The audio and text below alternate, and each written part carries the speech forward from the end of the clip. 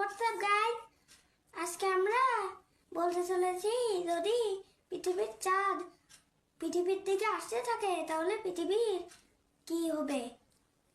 প্রথমত, চাঁদ পৃথিবী থেকে 3,84,000 কিলোমিটার দূরে অবস্থিত।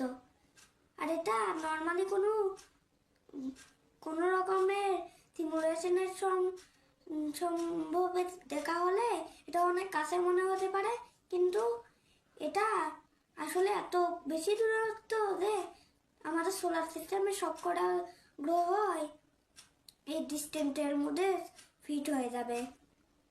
ওর দূরত্বের কারণে এটা লম্বা হয় খালি, কিন্তু ওগুলো চার্জ যেত সেই হিসাবে সামনের দিকে রাখলে এবারে এইগুলো সবকটাই হেঁটে যাবে।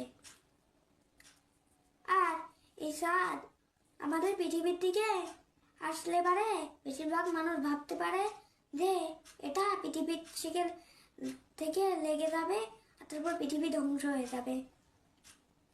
এই জিনিসটা তো ঠিক যে পৃথিবী ধ্বংস হয়ে যাবে, কিন্তু পৃথিবী ধাক্কা খাওয়ার ফলে ধ্বংস হবে না। চাঁদেরও একটি গ্র্যাভিটি আছে, চাঁদের গ্র্যাভিটির কারণে সমুদ্রের ঢেউ তৈরি হয়। আর যত চাঁদ আস্তে আস্তে পৃথিবীর কাছে আসতে থাকবে, চাঁদ পৃথিবী